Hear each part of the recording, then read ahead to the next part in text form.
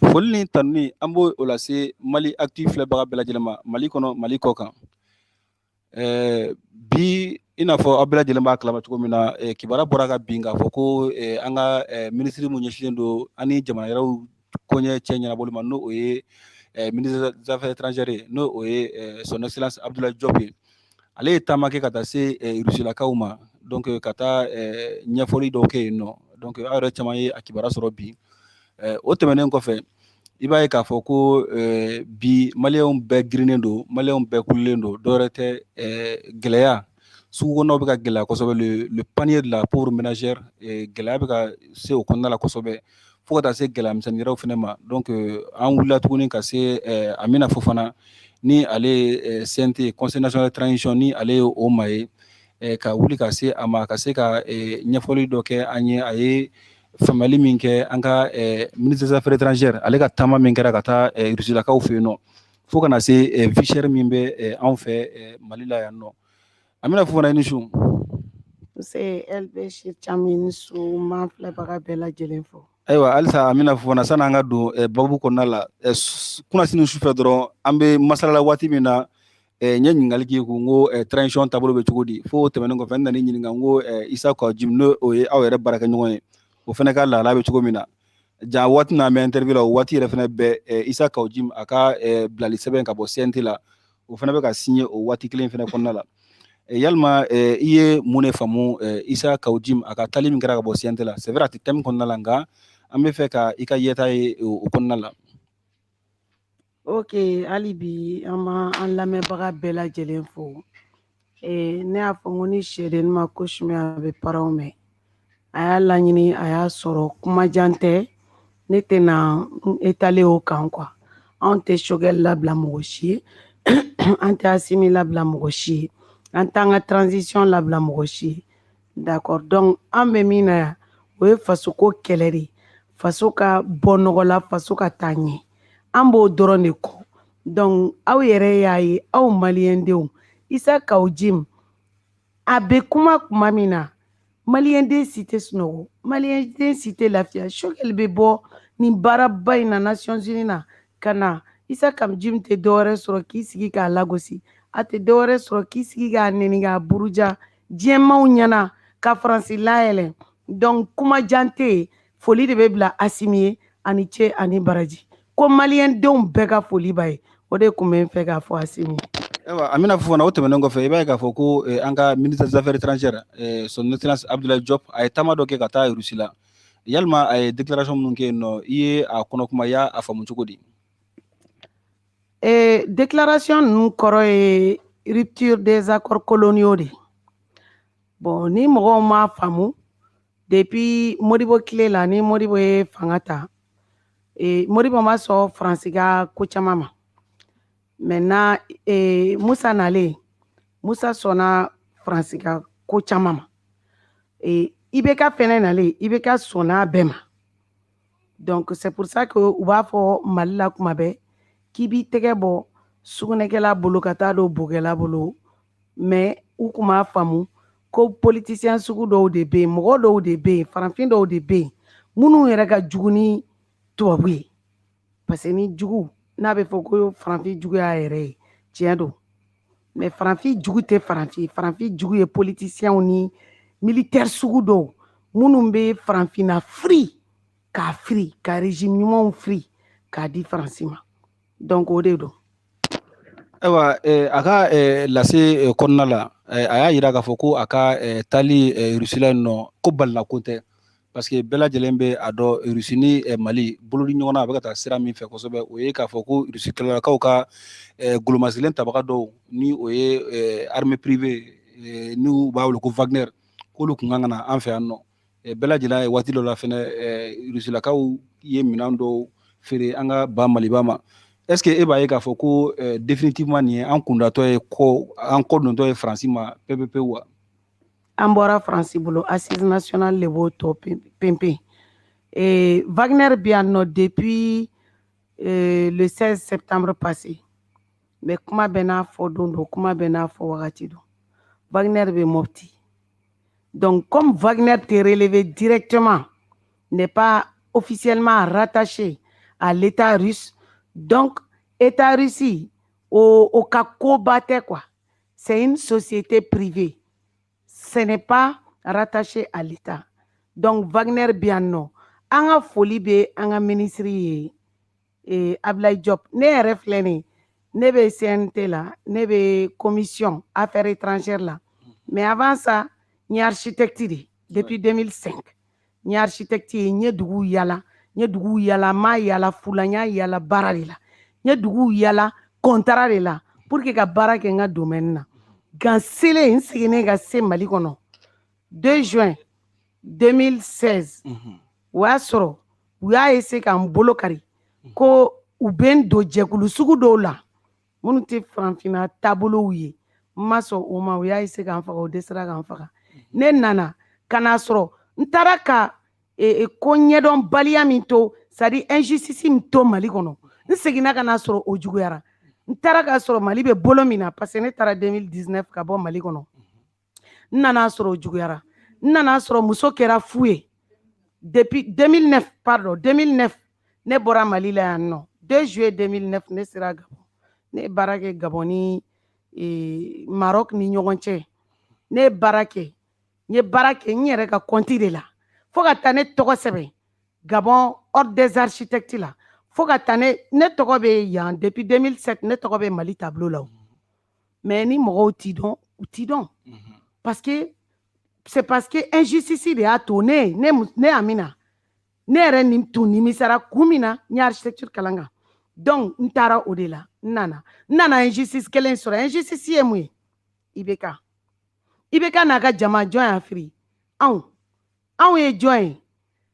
anw ye M5 ye anw ye yɛrɛwolo debout sur les remparts ye parce que M5 c'était un mouvement politique mais yɛrɛwolo debout sur les remparts est né avant le M5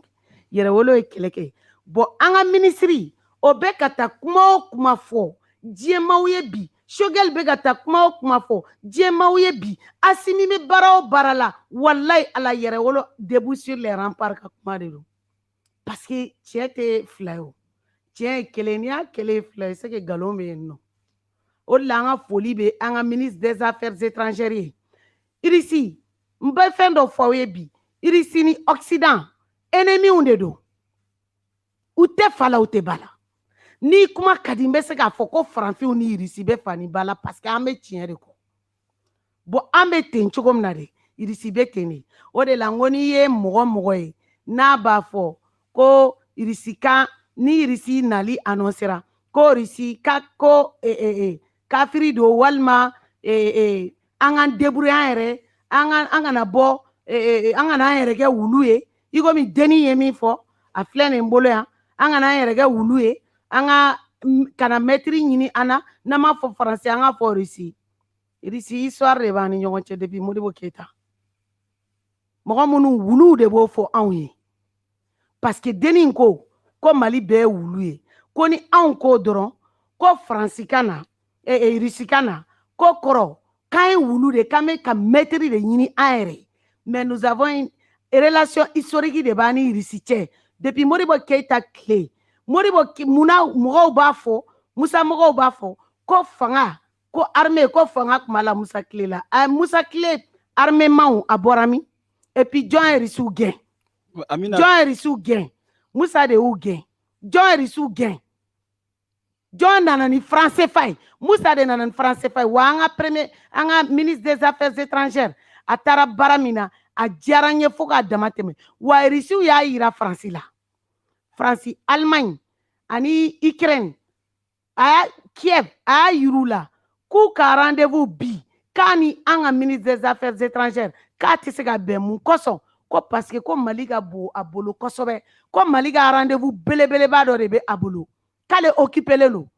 mais u kana ɲinɛ min kɔ o mɔgɔ kelen ninnu de olu de bɛ Irisi fɛnɛ contre la c'est à dire ne jugu o ye n teri ye ne teri o ye n teri ye bon anw teri ye Irisi de ye anw jugu diɲɛnatigɛ yɛrɛ humanité yɛrɛ jugu Faransi ani Occident o preuve tɛ yɔrɔ jan o preuve bɛ yan an yɛrɛ tɛgɛ kɔnɔ Mali la.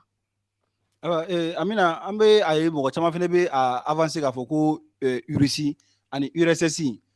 dugukolo kelen don mais ko hakilina kelenw tɛ parce que n'a jateminɛ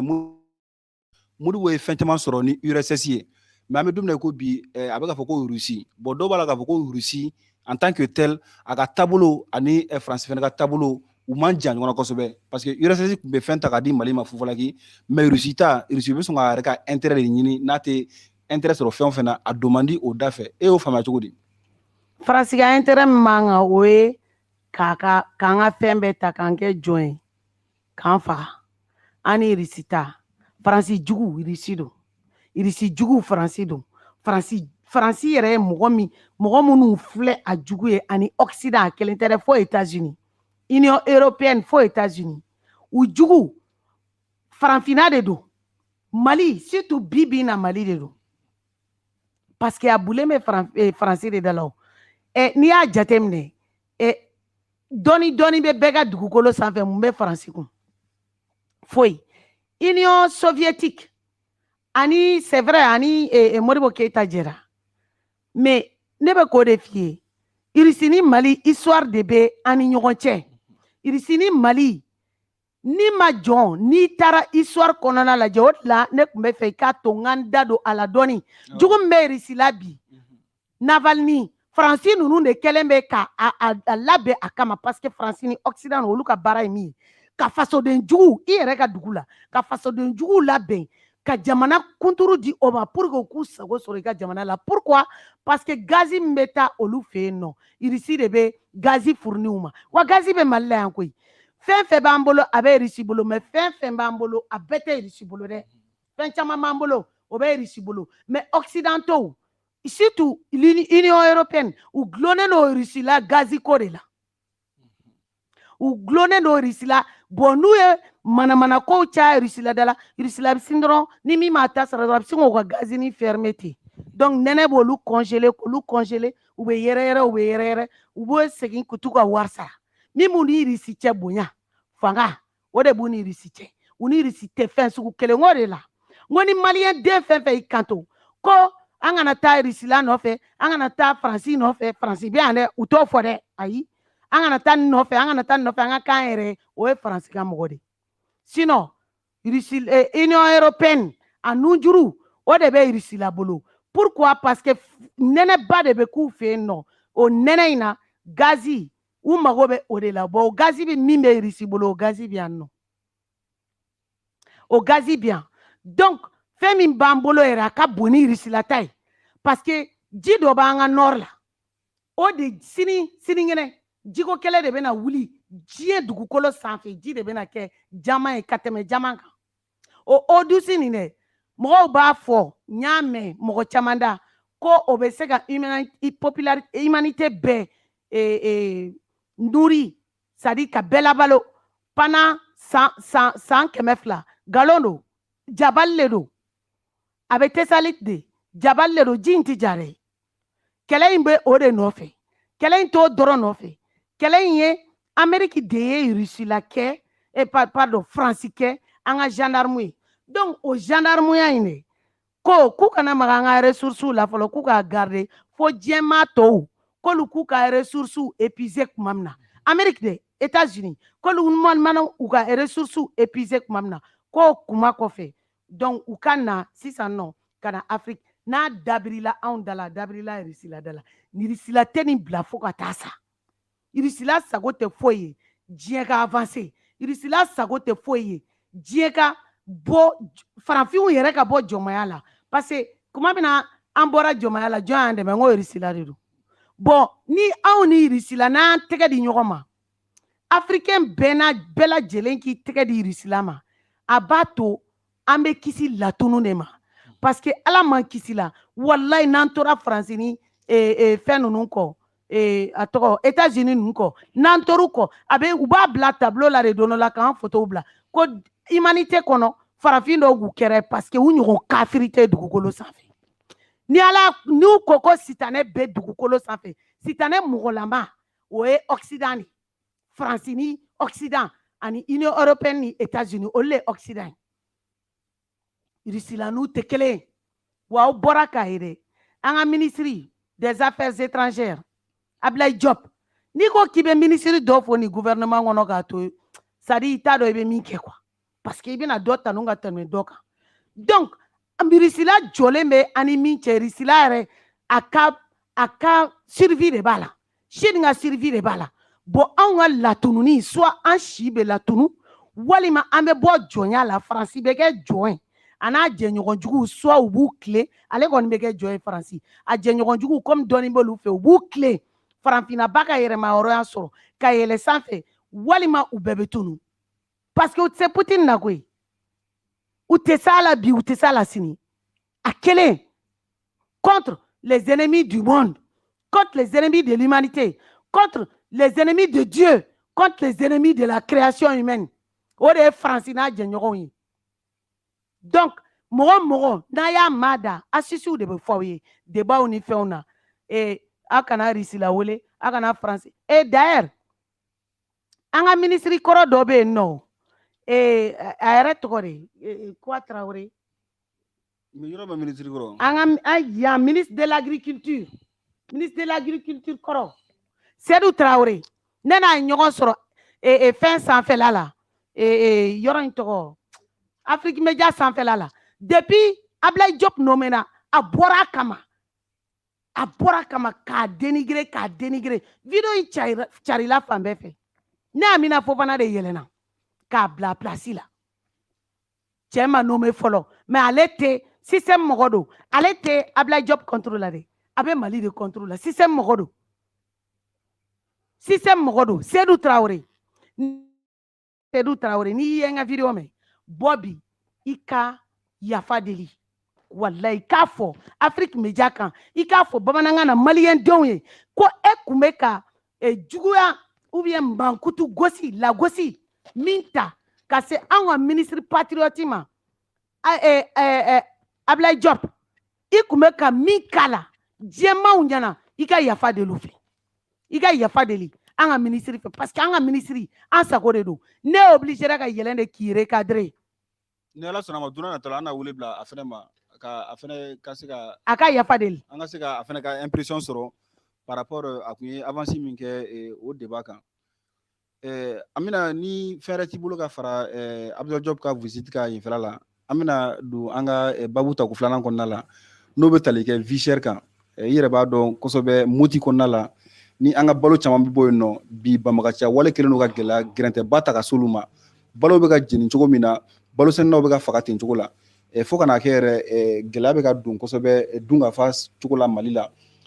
gela mi ni o etali ke kosobe malo nyo tulu fo kana se buruma ulu daglara nga kunu anya ka fo conseil ministre la jamana nyamago ye mesure dota no subvention e bisa ka mune fo anya o subvention ko la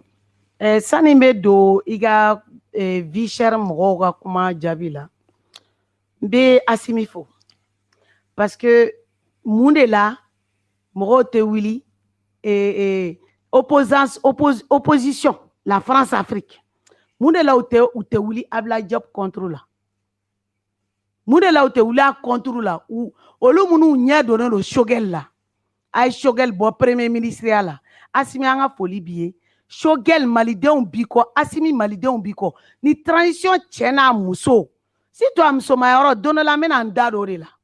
parce que ministre TP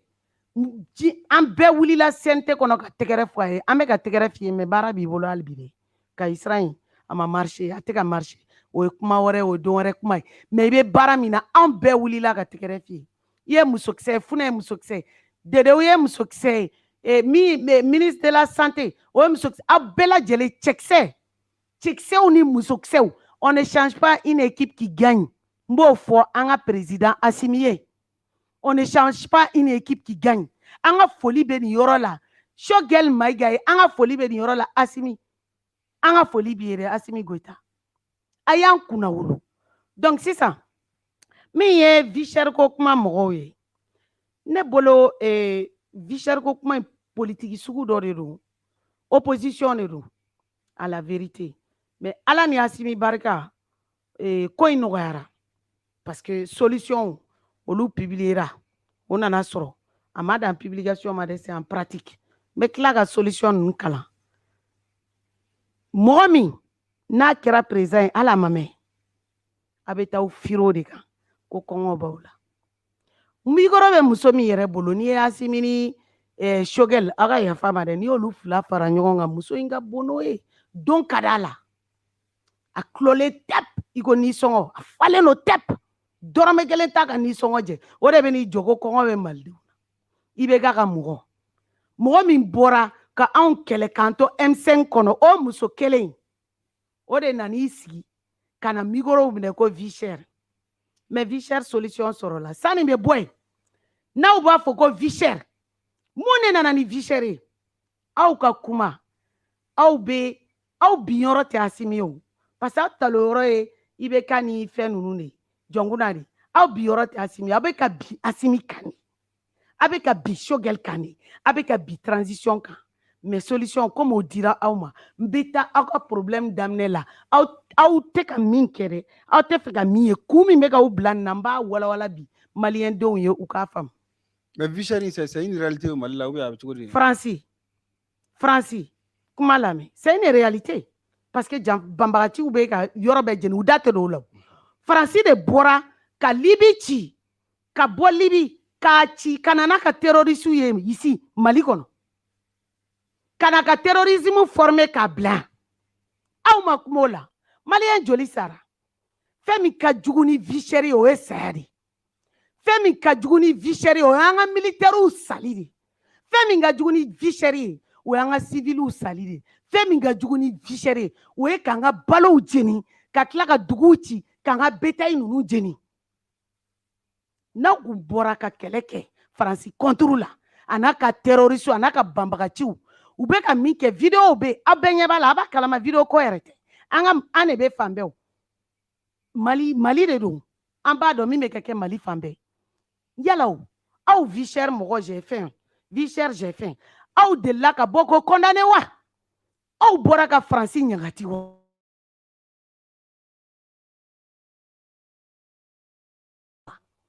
aw bɔra ka fɔ Franci ye ko Franci i nana kɛlɛ min bi an kan i bɛ ka e min y'a si o balolen no koyi u be mun de la aw tɛ taa fɔ i bɛ ka ye o de la n'aw bɛ ka bi Asimi kan mais aw talonna yɔrɔ min na wallahi aw tɛ se k'o dɔn i bɛ ka masa mun de nana ni vichère Franci ni banbagaciw u b'an ka yɔrɔw ci u b'an ka yɔrɔw fɛn bɛɛ u bɛ ko sugu bɛɛ da an ka baganw kan u bɛ dɔw suɲɛ u bɛ dɔw jeni u bɛ mɔgɔw faga aw vichère mɔgɔw aw bɔra ka kuma o la wa a ye kuma o la sa aw vichère mɔgɔw an b'aw deli a ye hinɛ don aw an ka militaire minnu bɛ sa n'i y'a ye aw bɛ bɔ ka micro minɛ hali ne bɛ bɔ k'an sigi ka micro minɛ ko cɛbakɔrɔw de jɔlen bɛ ani Franci n'a ka terroriste cɛ a ye bɔ a ka dɔ fɔ sa a ye bɔ k'u condamné a kun bɔra yɔrɔ jumɛn mun de la aw tɛ se k'a kun fɔ maliyɛnw ye mun de la aw bɛ terroriste ni Franci olu ye baara min kɛ baara jugu min kɛ Mali la o résultat aw b'o résultat de ta o de ye aw ka argument ye o résultat aw tɛ kuma terrorisme kan dɛ ayi dɛ terroriste yɛrɛ i b'a fɔ olu tɛ yan ayi mɔgɔ tɛ sa yɛrɛ mais olu ka résultat olu ka balo jeli u taar'u attaquer ɲɔnɔna kun jumɛn na Franci y'i attaquer ɲɔnɔna donc aw bɛ Franci ka terroriste olu ka résultat k'o de ta k'aw bɛ Asimi kɛlɛ n'o ye est ce que aw yɛrɛ c'est à dire mɔgɔ minnu bɛ k'a lajɛ aw yɛrɛ k'a juger mun de la u tɛ taa fɔ i bɛ ka ye jɔn nana ni gere ye i bɛ ka taara dɔ jumɛn Asimi yɛrɛ ye fanga ta dɔ jumɛn donc sisan Franci kɛlen don a y'a fɔ publiquement RT Média RT France irisiw ka chaîne de don chaîne française pour que an ka fɛnw faamu u ka ministre des armées Florence Parly a ye 1,6 milliard d'euros u y'o de débourser k'olu bɛna Barkhane ko ka Barkhane ko k'a jɛ ko parce que ko Barkhane ko an kɛlen tɛ ka k'an tɛ Barkhane kɛlen tɛ ka kanu bilen k'u bɛna ko k'a jɛ o wari in dɛ o fɛnɛ tilala ka taa yɔrɔ min an b'o fɛnɛ yɔrɔ dɔn dɔ bɛna c'est à dire ko bɛna a wagati don o wari in o dabɔra min kama an b'o kalama donc o wari de dilen bɛ ko ka Barkhane ko Barkhane tɔgɔ jugu kana fɔ donc sisan Barkan n'a ka terroriste olu mana an ka balow jeni diɲɛ bɛɛ sigilen ɲɛ b'a la k'an ka baganw faga k'an ka militaires faga fɛn min ka jugu ni balo ye fɛn min ka jugu ni kɔngɔ ye o ye saya de wa o saya u t'u da maga o la aw farafin ninnu farafin minnu jugu ye farafin u t'u da maga o la vie chère on a faim fɛn min ka jugu n'o ye donc o wari de bɔlen don ko Barkan tɔgɔ kana fɔ bilen ko fɛɛrɛ ka tigɛ an ka jamanaw kan Sahel jamanaw kan surtout Mali 1 milliard 600 millions d'euros surtout Mali ko Barkan tɔgɔ jugu kana fɔ bilen ko ka Barkan ko ka jɛ Barkan a bɛ ko ka jɛ cogo di a bɛ bɔ ni terroristes ka résultat ye k'o ta ka jamanakuntigi kɛlɛ o tuma o est-ce que Barkan tɔgɔ b'o la bilen Faransi tɔgɔ bɛ fɔ bilen wa donc u b'an bila ka wari di dɔw ma ka an bila k'an yɛrɛ kɛlɛ o de bɛ yen o de baara bɛ yen donc o vie chère ni o GFN kilɔlen ninnu n bɛ na a résultat de bɔ k'a fɔ maliyɛn denw ye diɲɛ bɛɛ k'a cari fan bɛɛ Assimi n'a ka gouvernement Choguel an ka foli b'i ye a ye baara min kɛ n bɛ n'a kalan de. Conseil ministre ye décision min ta. En fait 50% de bɔra malo la. Malo dɔrɔn. C'est à dire que malo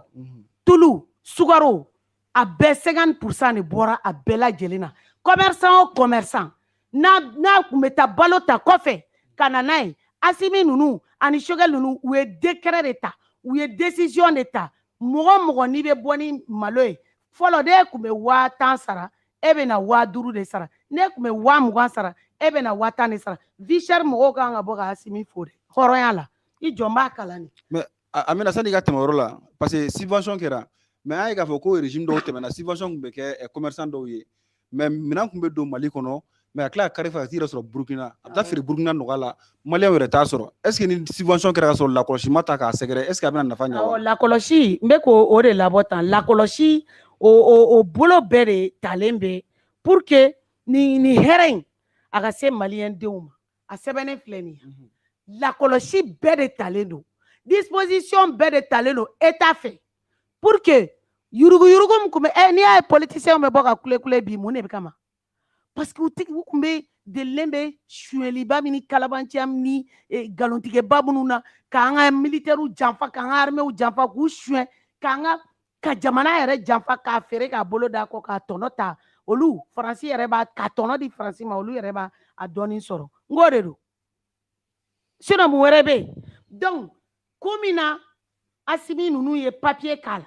o papier n y'o de bɔ n kun bɛ fɛ k'a kalan lakɔlɔsi bɛ yen n'i ye malo ta k'a lajɛ malo hakɛ to dɛ a bɛ hakɛ to n bɛ k'a labɔ de quoi voilà donc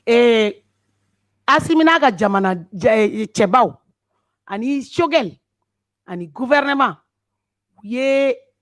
nɔgɔyaba de kɛ mɔgɔ minnu bɛ bɔla ko vie chère ko GFN kilɔlen ninnu jamana yɛrɛ ta bɛ minnu kɔnɔ minnu t'a fɛ an ka bɔ Faransi bolo minnu ta ye ko wɛrɛ ye minnu ta ye jamana dafiri ye minnu ta tɛ Maliko ye donc u jaabi filɛ nin so filɛ a bolikɛnɛ filɛ a bɛ bɔ aw b'a fɔ ko bɔ Assimi ni cɛ ani Baraji o de y'a ɲɛ ye aw tilela ni min ye k'a sɔrɔ Assimi tɛ k'a sɔrɔ bin kɛra Assimi kan i bɛ ka balolen bɛ yen k'a sɔrɔ bin kɛra Assimi kan fɛn balolen bɛ yen nɔ jɔnkuna balolen bɛ yen aw yɛrɛ ye min ye dɛ aw ye min ye dɛ aw bɛ mɔgɔ tɔw kɛlɛ ni o de mais Assimi m'olu kɛ aw a dɔ la kelen ma bɔ k'a fɔ ko n bɛ nin kalan o ye a y'a kɛ to a dɔ la kelen ma bɔ k'a fɔ fɛn kɔnɔna la yɔrɔ in yɛrɛ tɔgɔ Badalabugu yɔrɔ in sa culture palais de la culture a dɔ la kelen ma bɔ k'a fɔ yen nɔ ko Assimi ko o bɛ ka fond de souveraineté ta ko fond de souveraineté in ko IBK ninnu olu ye mun voté dɛ olu de y'a voté ko IBK ninnu k'olu kun bɛ fond de souveraineté min ta ko ni Assimi bɛ fɛ ko Mali ka ɲɛ ko Assimi ka fond de souveraineté bila a t'a bila bi a t'a bila sini o bɛ f'i ye iba don kamema atabla bi atabla sini Asimi avec un malidon bo jaja minoko kume malidon na kwe Asimi ni cheni baraji forage munu be ka ke utse ka tanu parce que olu klela amake forage munu ja minoko kume malien na kwe ja minoko kume malien na oh Asimi jeraka 2/3 a jeroko munkama pour que ka do malien de nga segenda fe kwai kono be fe ko ka malikura joko ko bla malikura jola de ete malikura jola yo aw ye système mogo de aw min ça dit aw de be loi voter ka ko mogo bla illégalité konna la ka waru sué ñogo fe ka kla ni aw ka système frila aw sekota la ble aw be sigingana ka be o bandi ko ta ka nga jamana ça dit anga transition keleni o te marche donc si ça non ça dit ebe kuma Sani ebe kuma nogoya min kɛra maliyandenw ye vie chère la n b'a ɲɛfɔ tulu o subvention kɛra ani kini malo quoi malo awɔ malo sukaro ani tulu donc olu subvention kɛra malo ko o tɔni ba 300 I bɛ se k'a fɔ tubabukan na pour que mɔgɔw k'a faamu kosɛbɛ joona. Tɔni ye a kilo malo kilo 300 ko ni ma jɔn k'a bɛ na ni malo ye Mali dugukolo sanfɛ ko n'a sɔrɔ ko fɛn o fɛn c'est à dire e ka fɛn bɛɛ sarata n'a sɔrɔ 100 kun don e ta kɛra 50 ye pour que maliyɛndenw k'a sɔrɔ nɔgɔma la o ye Asimi de a ye bɔ hɔrɔnya la k'a fɔ ko tulu sukaro tonne tɛ kilo ye kilo tɛ tonne ka girin kilo tonne malo ta ye tonne 300,000 tonnes n bɛ se k'a fɔ tubabukan la ten fɛn ta sukaro ta 60,000 tonnes huile alimentaire 30,000 tonnes tonne ka girin kilo tɛ tonne ka girin donc comme maa o maa ne ye commerçant ye ni e bɛ balo de ta kɔfɛ pour que ka malidenw ka na n'a ye Mali kɔnɔ donc e ka jagokun e bɛ min sara e ta ye ko kilancɛ binna ka bɔ a la vie chère mɔgɔw jɛfɛn belebeleba mɔgɔw a ye bɔ sa a ka Asimi fo sa a ka gouvernement fo a ka transition fo vraiment a ka mouvement kɔni ni mugu don ni kolokari don ni kɔfɛ an n'a ye min b'aw kɔnɔ Amina donc i ye min kalan sisan donc i b'a ye k'a fɔ ko commerçant bɛɛ de don monopole ko t'a la Mali fan bɛɛ mɔgɔ fɛn fɛn n'i bɛ se ka don ni balo ye 100 sara la 50 bɛ bin ka bɔ i kan donc o faamuyara donc o fana b'a jira k'a fɔ ko hali ni commerçant min n'i bɔra o hakɛ fɛnɛ kɔnɔna la k'a fɔ ko i y'a ta n'a ye Mali kama k'i bɛ taa feere yɔrɔ fɛnɛ la o fɛnɛ a bɛna an sigi ka transition ɲɛmɔgɔ lajɛ o fɛnɛ la ka lajɛ nɔminɛli ka k'a la parce que a yera k'a fɔ ko tɛmɛnenw na a kɛra kosɛbɛ mɔgɔw taara gazi ta par exemple jamanaw la prix subventionné la mais a taara Mali tɔgɔ la mais a taara ka taa feere yɔrɔ la tuguni Amina i bɛ se ka mun de fɔ ka o kɛ ka gɛlɛya min bɛ an ka sugu kɔnɔnaw la i bɛ se ka mun de kɛ ka o fɔ k'o kun cɛ pour que an ka se ka babu datugu babu bɛ datugu ni fɛn fila de n bɛ an ka sugu kɔnɔ musobaw fo n bɛ Mali muso jɔlenw fo n bɛ maliden ɲuman bɛɛ lajɛlen fo n bɛ fasodenw fo n bɛ Asimi fo n bɛ Choguel fo n bɛ transition bɛɛ lajɛlen fo Mali in bɛ jɔ n b'an ka ministre fo Job n bɛ Sadio Kamara mɔgɔ tɛ se ka ɲinɛ a kɔ jawo an tɛ ɲinɛ a kɔ an bɛ CNT la an tɛ ɲinɛ Dawudu kɔ an tɛ ɲinɛ Wage kɔ an tɛ ɲinɛ Modibo Kone kɔ an tɛ ɲinɛ Funɛ Kamara kɔ Funɛ Kulibali kɔ Madame Wadije an tɛ ɲinɛ Madame Dambele an tɛ ɲinɛ c'est à dire Ikasa an tɛ ɲinɛ fɛnɛ kɔ an tɛ ɲinɛ mɔgɔ si kɔ Imam Jara an tɛ ɲinɛ o kɔ ministre c'est à dire transition in na ne y'o de fɔ n bɛ segin k'a fɔ Asimi ye on ne change pas une équipe qui gagne équipe min bɛ gagner il t'a changé continuez le Mali est derrière vous le Mali vous supporte donc mina mbena sisan foli fo anga musobaw ye anga panier de la ménagère ambe foli bla musobaw ka cɛsiri la dongo do ni y'a ye an bɛ dumuni kɛ su ani tile musobaw de jɔlen bɛ an faw kɔfɛ an b'an baw fo an b'an faw fo an b'a f'u ye k'u ka na panike u kana panike u ja ka sigi u k'u ja sigi a bɛ na ɲɛnabɔ a bɛ ka ɲɛnabɔ fɛn foyi tɛ ɲɛnabɔ ni fasoden jugu yɛrɛ ma wuli k'a se k'u b'a ɲagami k'a se k'u b'a fɔ cogo wɛrɛ la ni ala nana kira sɔrɔ ma n bɔlen filɛ nin ka fɛn minnu fɔ vi bɛna nɔgɔya mali bolo parce que mali jɛɲɔgɔn jugu dɔ de b'a bolo ko faransi o faransi in ale de bɛ taa OTAN wele an kama mais Russie ani Chine olu de b'u ka droit de veto kɛ pour que OTAN kana na an ka jamana ci komi Libi Asimi bɛ ka min kɛ n b'a fɔ an ka sugulamusow ye an baw ye an faw ye u k'a faamu Asimi bɛna an bɔ ani ni gouvernement k'an bɔ ni janfa kɔnɔ pewu Mali ka sanu bɛ k'a ka sanu ye Mali ka wari Mali b'o dilan Mali ka fɛn bɛɛ Mali b'o bɛɛ dilan Mali ka kan a bɛ kɛ Mali ka kan ye jugu minnu b'an senkɔrɔ n bɛ segin k'a fɔ ambassadeur de France a ka ta ka bɔ persona non grata ambassade de France ka datugu pour que an kana segin fɛn wɛrɛw minnu tɛmɛna olu kan donc sisan komi kuma la surunya la n kan ka bɔ kuma la parce que Elbechir Cham bɛ ka sani ka taa yɔrɔ jan na an balima dɔw bɛ ka kuma commentaire la parce que an ka tunganake minnu bɛ yen nɔ u fana jɔrɔna ko ye kosɛbɛ carte ɲinina la donc a ka kan n b'a kuma fɔ a question tɛ bi fɛn kɔnɔna la mais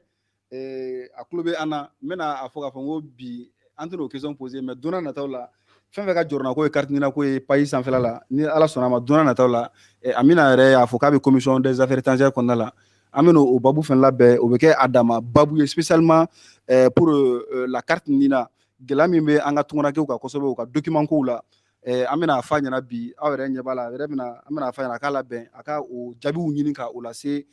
an ka tunganake minnu bɛ kɔfɛ ni papier ko gɛlɛya binnen don u kan n'u dɔw kɛlen ka siyɔrɔntanya ka baarantanya u dɛsɛlen ka furakɛli ni lakana yɛrɛ sɔrɔ papier ko sababu la ni ala sɔnna a ma affaire étrangère la commission CNT kɔnɔna la u kɛlen don ka labɛn minnu sabati yen nɔ an bɛna wuli ka se Amina ma don n'a nataw la spécial carte ɲinina pour les Maliens établis. Ay me fila fɔ o tigi n b'a fɔ o tigi ye ko carte ɲinina Faransi ka janfa de don passeport Faransi ka janfa de kɛra kan Jean-Yves Le Drian n'u b'a fɔ a ma ko ministre des affaires étrangères en France a y'a denkɛ de bila IBK de y'a signé ka contrat minɛ canadiens na ka passeport contrat di a denkɛ ma carte ɲinina ye janfa de donc don n'a nataw la a bɛ programme kɔnɔ plan d'action gouvernemental kɔnɔ carte ɲinina ni passeport a bɛ séparer ka bɔ ɲɔgɔn na de bɛɛ maliden bɛɛ ka kan n'a ka passeport ni carte ɲinina ye komi n balimakɛ Elbechir Cham y'a fɔ n ye cogo min na